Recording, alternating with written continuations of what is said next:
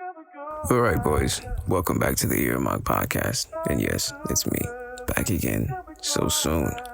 Now, I made this podcast solely for the gents and to, talk about guys and their issues. And I've been a little MIA, but I'm back now.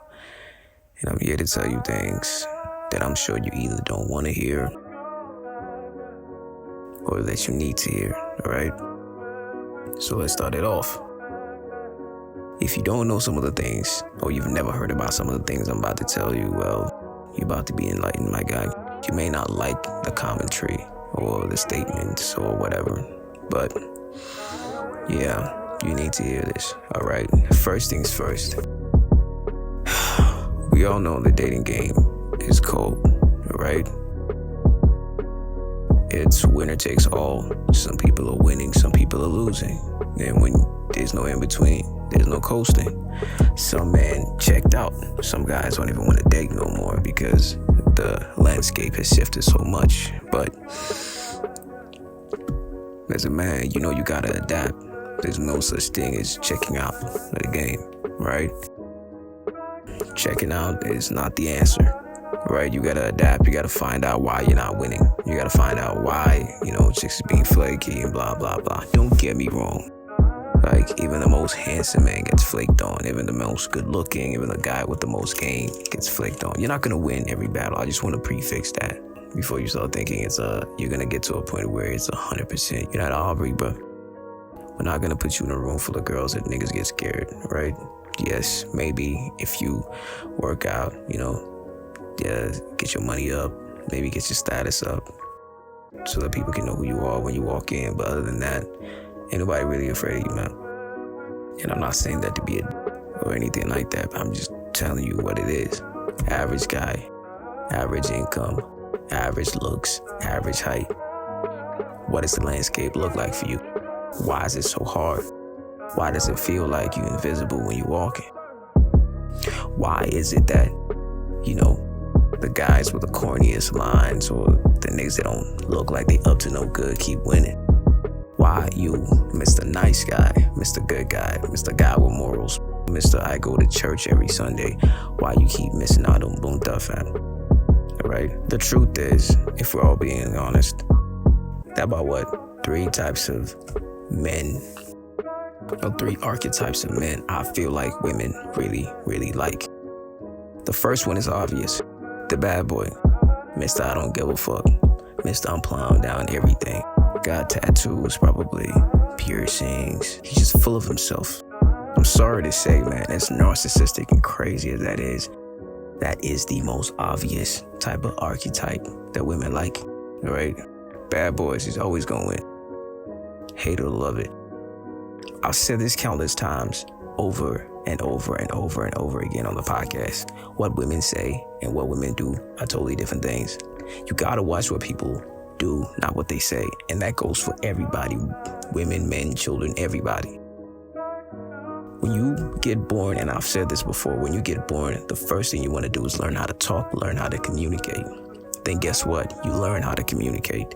Then you start asking yourself, how can I manipulate? How can I use these communication skills to get what I want? And that's what everybody's been doing.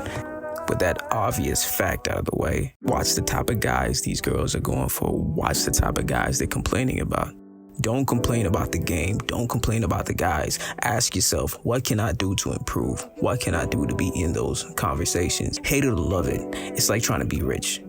You gotta network. You gotta know people, right? You gotta be in sight, in the line of sight for these people. They have to think about you. It's like growing a brand. They have to think about you when they need to solve a problem, right? You've gotta be top of mind, out of sight, out of mind. 70% of Coca-Cola's valuation is just off of its brand alone, right? And it's worth several hundreds of billions, right?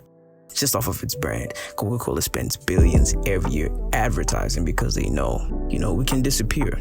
Just like Nokia, right? Nokia or Nokia, however you want to pronounce it, used to be huge, man. Everybody wanted one. Everybody had one. Look at them now, right? Look at them now. But yeah, bad boys, that's easy. Number 2, the pretty boy.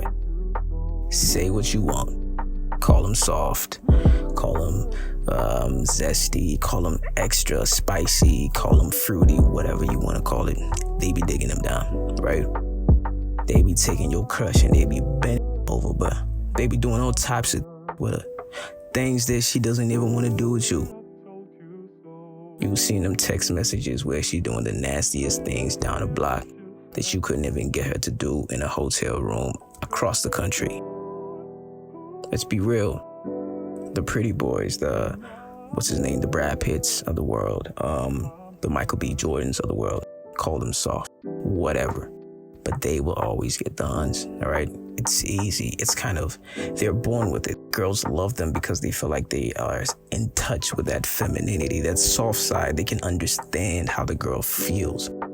Is it true? No. Perception is reality, basically, right? People care about how things look. For example, when you're walking down the block, right, and you see a pretty girl, you don't think to yourself, oh man, she must have an attitude and blah, blah, blah. You start thinking, man, she must be a really nice girl. For what? Because she got a small waist, big fat, and then a cute face. Nah, you know nothing about the girl. But your attraction clouds your judgment, and that's how everything is in life. That's why pretty privilege exists. Pretty boy is always gonna win. Then number 3, the boss. All right. Number 3 is the boss. And I don't mean just your work boss or whatever. I mean the guy that has accumulated a lot of money, the guy that's got a lot of respect from other men, the guy who's the mover, who everybody knows that, you know, this nigga, whether he's in corporate, whether he's a lawyer, whether he's a freaking athlete, he's just a boss. That's just who he is. He's hyper masculine man, right? He rubs some people the wrong way, but women love that as well. Funny enough, like when you look at the research, right, when you look at the type of pornography that women consume, yes, a lot of it is story-based, right, and a lot of it also is in the form of text. But when you look at the type of the type of individuals that they're lusting after when they watch these things, it's usually those guys, you know, the billionaire, you know, the guy who can take advantage of her and all that shit. The guy who can mistreat her and use her and stuff. Yes, it sounds bizarre as hell. But hey, man, listen. I didn't make the research and whatever, so don't kill me. I'm just a messenger. Listen, you either are one of these 3 or you're not. So, yes, this is my opinion, and I always say take it with a grain of salt. So you're going to read some of these books and they're going to give you more than 3 or whatever, blah, blah, blah. But these 3 that I'm talking about are the most common. Are the guys that I've seen win over and over and over and over again. The bad boy is always number 1. Women know he's no good, but they keep going for him. The pretty boy. Women know that, you know, he's got a lot of women in his life. They just are drawn to him. They still fuck with him. The big boss guy, you know, he doesn't take no shit. He gives orders. He just gets things done. But he's a provider. He's a protector. You know, he's hyper masculine. That's what it is. These are the guys that keep winning. I'm sorry.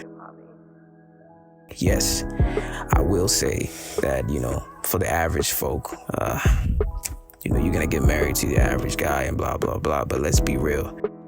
What did they say? About 300 years ago, 80% of the world's population was a result of 20% of the men. That's crazy to me.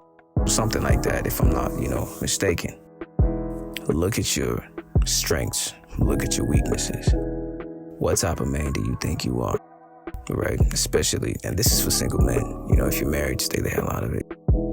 If you're single and you're moving out these streets, what about you can you improve, right? You can be the pretty boy with a nice little edge on him. You know, what's actually funny is when I heard these girls complain and crap on Michael B. Jordan, they were like, yo, Michael B. Jordan is a handsome guy and he dresses well, but he's got no edge to him. You have to have a little bit of edge, whether it's, you know, in the form of tattoos or in the form of your behavior, your dress code or whatever. You cannot just be, you know, a pretty boy and just be that, because let's be real, you also border on the line of being a little too soft, right? Let's just be real. Even if you're not soft, even if you're hyper masculine, the fact that you already got sexually ambiguous features on your face, you're a little softer than usual. People, you know, some people try to take you for a bullet. Some people will try to run with your head and think you're stupid. You know, they think, oh, hey, pretty boy, you know, blah, blah, blah, blah, blah. It's whatever. But all I'm saying is this.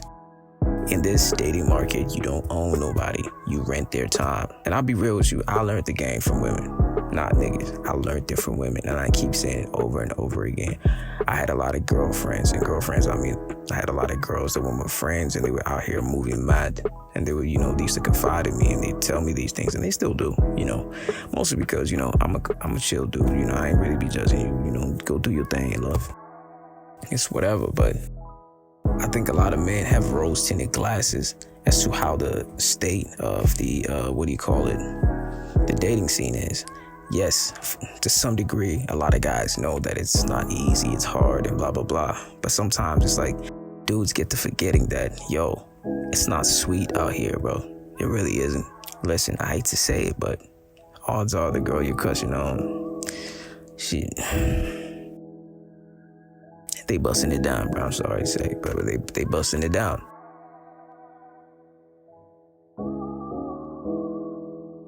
But you gotta be the type of man who can accept reality for what it is.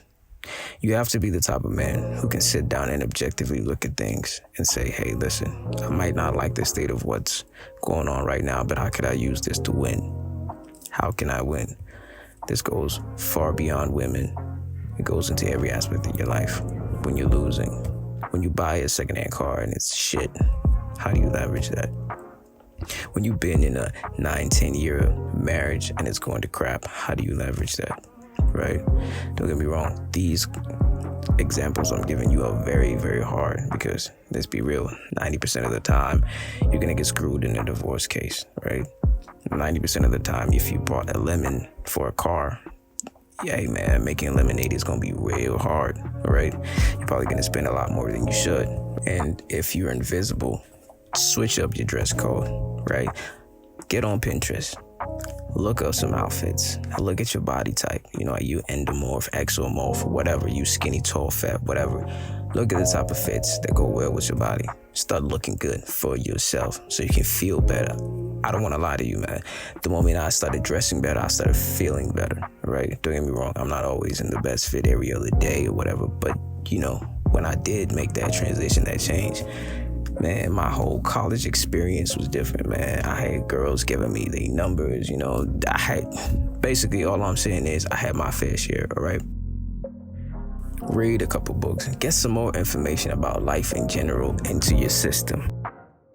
Don't move so naive. Don't wait to be given information. Don't wait on somebody to tell you, hey, man, this is what it is, and go there. By the time somebody tells you that information, it's either too late or you're going to have to start figuring it out. You know, you're going to have to start figuring it out right now. Right now. Tomorrow's not promised, you know. I know a lot of dudes who don't have big brothers. You know, I know a lot of dudes that are like raised, you know, by their moms and they're just alone and they don't have nobody to tell them that, you know, you got to be out here hustling. You know, your mom's always going to love you, but you got to be a man for yourself. She's not going to do that for you. You get me? You got to go out there, hustle, and do what you got to do. But yeah, are you a bad boy? Are you a pretty boy? Are you a boss? Pick one. Till next time.